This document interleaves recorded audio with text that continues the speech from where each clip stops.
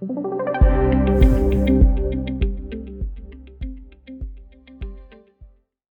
Guys, this is C Kshitij Gupta and you are watching Wealthy's YouTube channel.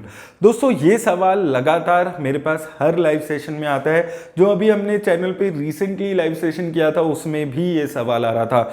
Market ने एक recently अच्छा खासा run up दे दिया है। 15,200 से 17,300-400 पे निफ्टी यहाँ पर आ चुका है। तो काफ़ी सारे लोगों का सवाल आ रहा है कि क्या अब एक अच्छा टाइम है म्यूचुअल फंड से निकल जाने का। तो इस वीडियो में हम लोग समझेंगे कि क्या आपको अभी अपने म्यूचुअल फंड से निकल जाना चाहिए या म्यूचुअल फंड्स में बने रहना चाहिए। तो दोस्तों, सबसे पहले हम ये चीज़ समझते हैं कि आपको किन चीज़ों को ख्याल रखना है म्यूचुअल फंड से निकलते हुए। तो देखिए, हम यहाँ पर जो भी वीडियोस पे बात करते हैं हम लॉन्ग टर्म इन्वेस्टिंग के हिसाब से बात करते हैं। तो अगर आप एक लॉन्ग टर्म इन्वेस्टर हैं, आप लंबे समय के लिए स्टॉक मार्केट में इन्वेस्ट कर रहे हैं, तो अगर आपका म्यूचुअल फंड में अच्छा खासा रिटर्न्स आ चुका है, ऑलरेडी अच्छी खासी चीजें चल रही हैं, लेकिन आपका जो गोल है वो अभी भी काफी दूर है। अगर आप मान लीजिए आप नेक्स्ट 5, 7, 10 सालों के लिए इन्वेस्ट कर रहे हैं तो आपको यहां पर निकलने की जरूरत नहीं है। लेकिन कुछ म्यूचुअल फंड्स हैं जिनसे आपको निकलना होगा, जिसमें हम लोग यहां पर बात करेंगे। लेकिन सिर्फ इसलिए क्योंकि मार्केट ने अच्छी रिटर्न्स दे दी है, आपको अपने अच्छे म्यूचुअल फंड से निकलने की जरूरत नहीं है। क्योंकि लॉन्ग टर्म में अभी भी हो सकता है कि मार्केट में एक अच्छा खासा उछाल आपको देखने को मिले। और एज अ रिटेल इन्वेस्टर हम लोग ये नहीं बता सकते कि मार्केट 17,300-400 पे आ गई है तो क्या मार्केट 18,000 पे नहीं जा सकती, क्या मार्केट ऑल टाइम हाई पे नहीं जा सकती, ये चीज हम नहीं बता सकते। तो अगर आप पैसा निकाल लेते हैं तो हो सकता है आप वो रैली मिस कर दें, अगर कोई पॉजिटिव न्यूज की वजह से वो रैली आपको देखने को मिलती है। तो as a mutual fund investor सिर्फ ये देखकर कि मार्केट में अच्छा उछाल आया आपको नहीं निकलना है। अब आपको निकलना है तो किन म्यूचुअल फंड से निकलना है, ये चीज भी समझने की जरूरत है। तो देखिए, म्यूचुअल फंड से निकलने के लिए आपको 2-3 चीजें बहुत ज्यादा ध्यान से देखनी है।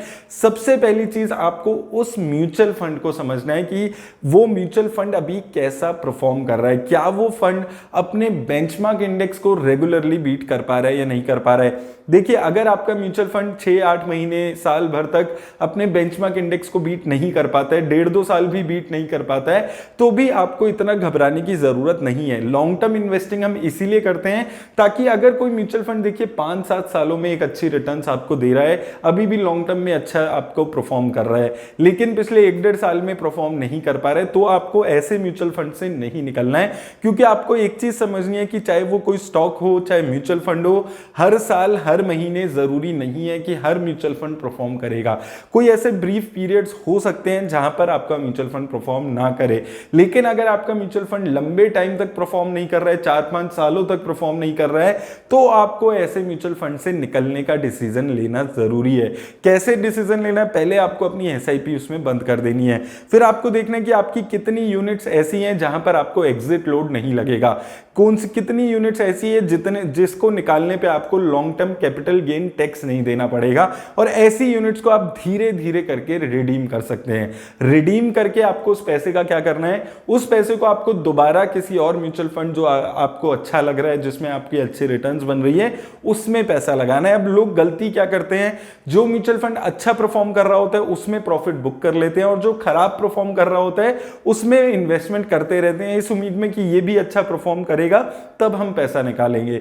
ये गलती आपको नहीं करनी है। दूसरी चीज जो आपको यहां पर ध्यान में रखनी है कि आपका गोल क्या है, जो मैंने अभी शुरू में भी बताया था। अगर देखिए आप लॉन्ग टर्म इन्वेस्टर हैं, आपका म्यूचुअल फंड भी अच्छा परफॉर्म कर रहा है, तो आपको म्यूचुअल फंड से निकलने की जरूरत नहीं है, आप उस म्यूचुअल फंड में कंटिन्यू कर सकते हैं। लेकिन अगर आपका जो गोल है वो आने वाले 6 महीने में आने वाला है, आपको पता है कि आपको साल एंड होते होते आपको कुछ पैसे की जरूरत है, तो ये एक अच्छा टाइम है। मार्केट ने एक अच्छा उछाल दे दिया है। इससे पहले मार्केट 15,200-300 पे हुआ करती थी, वहां पर हमने बोला था कि अब ना तो म्यूचुअल फंड में पैसा निकालने का टाइम रह गया है, ना स्टॉक्स को बेचने का टाइम रह गया है।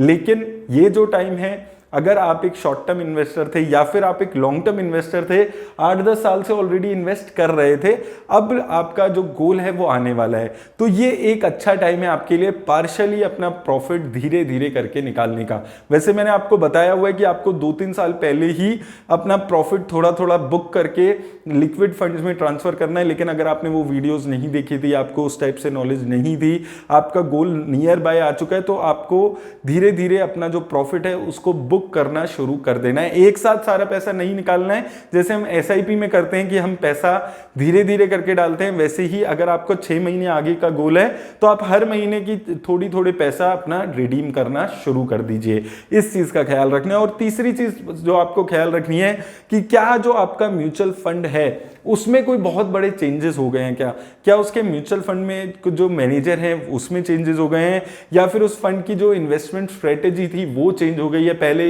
ये फंड एक वैल्यू ओरिएंटेड फंड हुआ करता था, अब वो ग्रोथ ओरिएंटेड हो गया है, क्या ऐसा कुछ हो गया है इस म्यूचुअल फंड में? इन सब चीजों को आपको यहां पर ध्यान रखना है। अगर ऐसा कुछ हो गया है मेजरली और जो आपकी इन्वेस्टमेंट स्ट्रेटेजी है वो अब म्यूचुअल फंड की इन्वेस्टमेंट स्ट्रेटेजी से मैच नहीं होती है, तो आपको ऐसे म्यूचुअल फंड से निकलने के बारे में सोचना है। इन सब चीजों का दोस्तों आपको ख्याल रखना है अगर आप म्यूचुअल फंड से निकलते हैं। जैसे कि मैं एग्जांपल के लिए आपको बताता हूं कि Parag Parikh flexi cap fund, majorly लोग उसमें पैसा क्यों लगाते हैं? क्योंकि वो इंडियन इक्विटी के साथ साथ फॉरेन इक्विटी में भी पैसा लगाता था, लेकिन अभी पिछले 6 महीने से आरबीआई की रूल्स की वजह से अब वो फ्रेश इन्वेस्टमेंट फॉरेन इक्विटी में नहीं कर पाता है। यानी कि उस फंड में कुछ चेंजेस हो सकते हैं, हो सकता है कि जो उसकी इन्वेस्टमेंट स्ट्रेटेजी है वो चेंज हो जाए। तो उसके लिए हमने क्या किया, हम इस पराग पारिक फ्लेक्सी कैप फंड को मंथ ऑन मंथ रिव्यू करते हैं। अभी तक हमें देखने को मिला कि ये फंड अभी भी उसी इन्वेस्टमेंट स्ट्रेटेजी को फॉलो कर रहा है, अभी भी मेजरली अपना पैसा वैल्यू ओरिएंटेड कंपनीज में लगाता है। ओवरऑल फॉरेन इक्विटी बहुत ज्यादा अभी भी कम नहीं हुई है। तो यहां पर आरबीआई के डिसीजन की वजह से जो इंपैक्ट आना चाहिए वो इस फंड पर नहीं आया है, तो हम उस फंड में कंटिन्यू कर रहे हैं। तो ऐसी चीज आपको भी एनालाइज करनी है कि आपका जो फंड है क्या उसमें कोई मेजर चेंज आपको देखने को मिला है, और फिर उसके बाद आपको निकलने के बारे में सोचना है। और दोस्तों जैसे कि मैं आपको हमेशा बोलते हुए आता हूं कि किसी भी म्यूचुअल फंड में अगर आप पैसा लगाते हैं तो आपको उस फंड को रेगुलरली 1-1.5 साल 2 साल में इन सब चीजों के लिए रिव्यू करते रहना है कि उसमें क्या चेंजेस आ रहे हैं, क्या उसमें मेजर कंपनीज में चेंजेस आ रहे हैं। ऐसा तो नहीं था 2 साल पहले जब आप पैसा लगा रहे थे तो वो fund majorly large cap companies में पैसा लगाता था, आज वो fund majorly small cap companies में पैसा लगाता है। तो आपको रेगुलरली रिव्यू करते रहना है, और जो म्यूचुअल फंड को रिडीम करने का प्रोसेस है उसको आपको 6, 8, 9 महीने का रखना है। और जो खराब म्यूचुअल फंड्स हैं उससे निकलने का ये एक बहुत अच्छा अपॉर्चुनिटी आपको मिल रही है। अगर आपका म्यूचुअल फंड परफॉर्म नहीं कर पा रहा था, आप उसमें फंसे हुए थे, तो ऐसे म्यूचुअल फंड से निकलने का मौका आपको मिल रहा है। लेकिन अगर आपका म्यूचुअल फंड अच्छा परफॉर्म कर रहा है और आपका जो गोल है वो भी अभी लॉन्ग टर्म का है, आने वाले 8, 9, 10 साल में आप इन्वेस्ट कर रहे हैं, तो आपको सिर्फ ये देखकर कि मार्केट बहुत अच्छा परफॉर्म कर रहा है म्यूचुअल फंड से नहीं निकलना है। दोस्तों यही गलती रिटेल इन्वेस्टर्स करते हैं, जिसकी वजह से हम लॉन्ग टर्म में वेल्थ क्रिएट नहीं कर पाते। छोटी छोटी अगर हमें रिटर्न्स दिखती है, हमें दिखती है हमारी म्यूचुअल फंड में 15% की रिटर्न है, 10% की रिटर्न है, अरे वाह 15,000 का प्रॉफिट हो गया है, 20,000 का प्रॉफिट हो गया है, तो हम वो छोटा लालच करने के चक्कर में वो पैसा निकाल लेते हैं और उस पैसे को खर्च कर देते हैं। और इस वजह से अर्ली इन्वेस्टिंग शुरू करने के बाद भी रिटेल इन्वेस्टर्स वेल्थ क्रिएट नहीं कर पाता। तो आपको अपना गोल को समझना है कि आपका जो पर्पस है वो वेल्थ क्रिएट करने का है। वेल्थ कैसे क्रिएट होगी? जब आप रेगुलरली वो जो पैसा है उसको ग्रो होने के लिए रखे रहेंगे, उसको लगातार इन्वेस्ट करते रहेंगे और उसकी कंपाउंडिंग का इफेक्ट होने देंगे।